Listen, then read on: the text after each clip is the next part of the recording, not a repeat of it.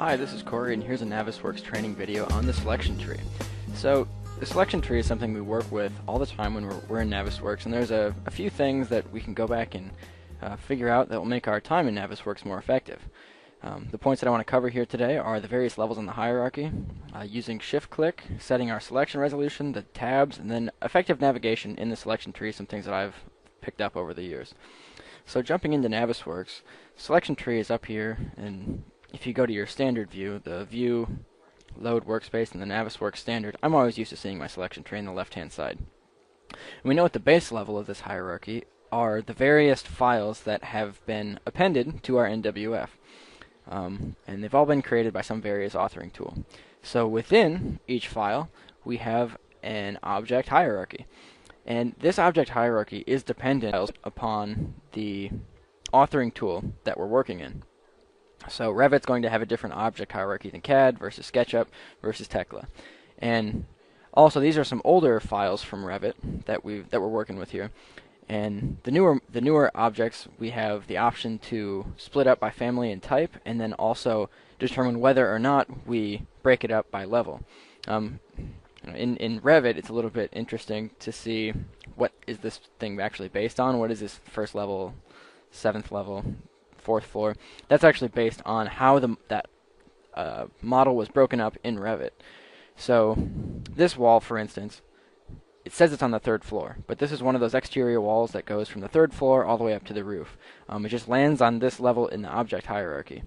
Now, what I'll say is that there's not any hard and fast guide to this thing, and especially with all the various different BIM standards out there for different companies.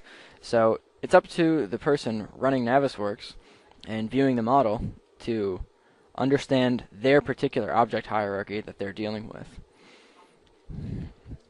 Okay, so I talk about talking about the levels of hierarchy. Just open this thing up so I have some easier access to it. There we go. Lovely. So if I click on this wall here, I can see that I can go down into 3 solid objects. And I'm not sure exactly what all of those things are, but one of them is the overall wall, and the other one might be different layers of the wall. It all just depends on how that thing's broken out. So here, the important point to know is that there are different levels in that hierarchy, right? And I can go up and down in the selection tree. So by first clicking on this, I go back up to the 3rd floor, and then I can go all the way back up to the top level of this hierarchy. Alright, where this comes in to be more valuable in the understanding is when I select this window. So I know that this window, I can find properties about it at various locations. So at this object level, I'm seeing that it's a composite object. Its name is 78 by 54. This is the name is 78 by 54, and this gives the type. If I was to break this out, I have 2 different parts of this actual object. I have the glass part, and then the sash for the window. Now, the point of this video is not to say that windows are broken up into glass and sashes. What I'm saying is that there's many different ways that the geometry comes in and gets organized. And it's up to you, the individual user, to understand how your model, what you're looking for, gets broken up. So if I click on this window, and here I can go back through my selection tree. Now, but if I shift-click, if I hold shift on my keyboard and click here, what that's going to do is go up to my top level in the object hierarchy. In this case being the architecture.nwc. And if I continue to hold shift and I click again, it's going to take me to the layer that window's on, the 5th floor. And I keep holding shift, and I can click on down through my selection tree. And if I clicked again, it goes back up. So I can cycle through that object hierarchy by holding shift.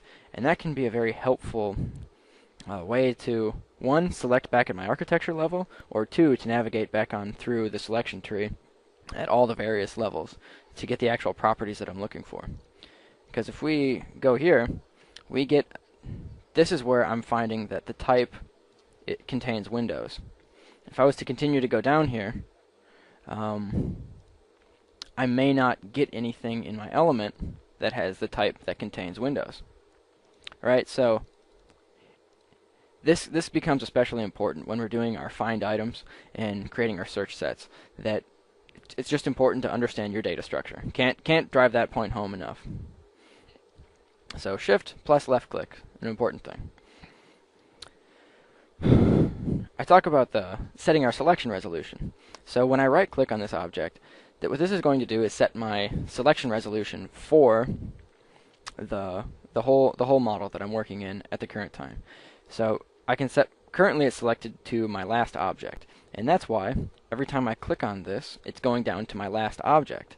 Now if I had changed this to the geometry, now when I click on this, it's going to go to the individual component part of the object. Right, so here I'm clicking on this, that's going to my composite part, this is going to the solid. If I was to right click again, change that selection resolution to the layer, that hits down to my 5th floor. And if I was to hold shift and click again, it's going to continue going down to that deeper in the selection tree. So I usually like to keep it on the last object, but it just kind of depends on what I'm looking to do and the results that I'm getting. It's much of it's a trial and error process. I don't have a lot of hard and fast rules. For anyone who knows me, I don't have a whole lot of hard and fast rules. One's to have fun in life and keep the eye on the prize. Next one here is looking at the tabs in that selection tree. So at the bottom of the selection tree, we have our standard, which goes through all this level of detail. Now compact is a way to just view the first 2 layers of our selection tree. So we have all the files and then the layers. And again, that's going to differ depending on which authoring tool got used. Here's properties. I'm not even sure how this gets populated. I don't use it all that often. Yeah, lovely. And if I had saved a selection set, now a tab goes at the bottom for a selection set. And if I had a search set added, we'll see that that has the binoculars up here to indicate that it's a search set versus a selection set. So we have different tabs here in the selection tree. Important thing to note, right, is that our Clash Detective has these same tabs at the bottom. So, no currently, so I can't switch back and forth. Lovely. Okay. So finally, just to go through some navigation tools in the selection tree. A lot of times, so we're clicking through these objects, and I want to collapse this whole thing back up to its most base level.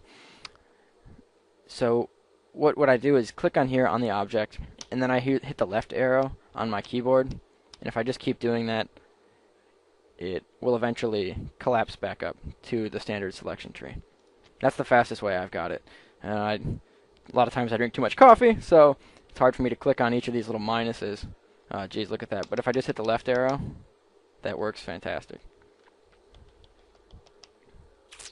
Fantastically, if we're using our proper grammar. So like if I wanted to close down this whole structure, I can go left arrow, up, up, left arrow, left arrow. And that's how I can quickly get my selection tree back to a closed and organized level. So if you have any questions or comments, please let me know. This video should be posted on YouTube, and you can always hit me back at, best email for this stuff is corey.mcdermott@gmail.com. Have a fantastic day, and good luck in NavisWorks.